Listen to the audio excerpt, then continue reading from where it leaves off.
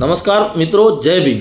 છેલ્લા 13 દિવસથી Kandla port trust એવો બિલ્ડિંગની બહાર રાષ્ટ્રીય દલિત અધિકાર મંચ અને મૃતક કર્મચારીઓના વારસદારો દ્વારા ધરણા આયોજાય છે. 10 દિવસથી ધરણા થયા અને છેલ્લા 3 દિવસથી 13 જેટલા, જેમાં રાષ્ટ્રીય દલિત અધિકાર મંચ તાલુકાના પ્રમુખ પંકજભાઈ નોરિયા સાથે 12 અન્ય વારસદારો ભૂખ હડતાલ ઉપર બેઠા છે. 3 દિવસ થયા, અન્નનો દાણો પેટમાં નથી નાખ્યો. તે છતાં આ જાડી ચામડીનું તંત્ર, પોર્ટ પ્રશાસનના કોઈ એક અધિકારી ત્યાં જઈને તેમની કોઈ પૂછા નથી કરી.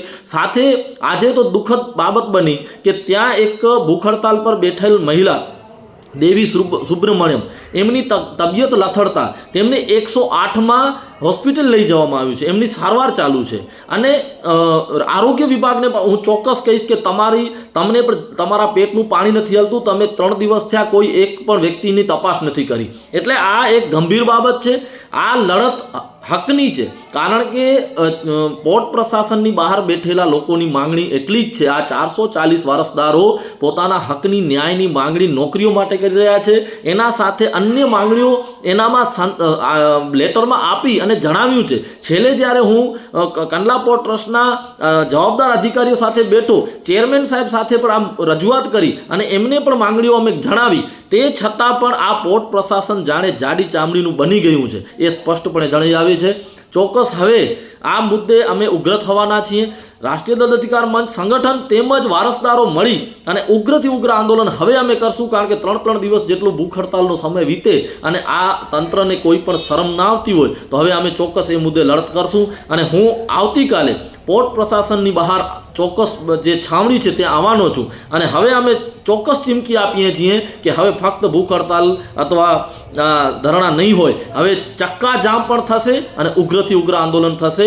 અન્યથા આપ વહેલી તકે આ મુદ્દે, વારસદારોના મુદ્દે ન્યાય માટે આપની જે પણ બાબત છે, આપ દરેક બાબતે વિચારી અને અમને પ્રત્યુત્તર આપો. અને ત્યાં રોડ બંધ થશે, ચક્કાજામ થશે અને ઉગ્રથી ઉગ્ર આંદોલન થશે.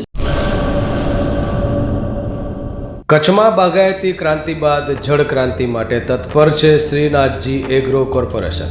ખેડૂત મિત્રો માટે ખુશખબર, ખારા પાણીમાં પણ થશે ભરપૂર પાક. સબમર્સિબલ પંપના ડીલરો, ઇરિગેશનના ડીલરો અને એગ્રો સર્વિસ સેન્ટરના વેપારીઓ માટે બહોળા વેપારની સુવર્ણ તક, એટલે કશ્યપ એન્ટી સ્કેલ સિસ્ટમ. આ મશીન ખારા પાણીને પણ ખેતી લાયક બનાવે છે. આ મશીન મેગ્નેટિક નથી, ડીલરશીપ આવકાર્યા. મોંઘું બિયારણ વાયું, સારું ખાતરય નાખ્યું, પણ આ ખારા પાણીને લીધે પાકનો ઉગાવ નો થયો તે નો જ થયો અને ઉપજય નો નીકળી. ભલા માણા મૂંઝાય છે શેનો? ખેતરમાં લગાવ કશ્યપ એન્ટી સ્કેલ મશીન, જે ખારા પાણીને બનાવે ખેતી લાયક અને ફળદ્રુપ જમીન સાથે આપે મબલખ પાક. સંપર્ક Shrinathji agro corporation, Prahlad Nagar road, SJ highway, Ahmedabad. સંપર્ક મનોજભાઈ 98 250 20 3 31.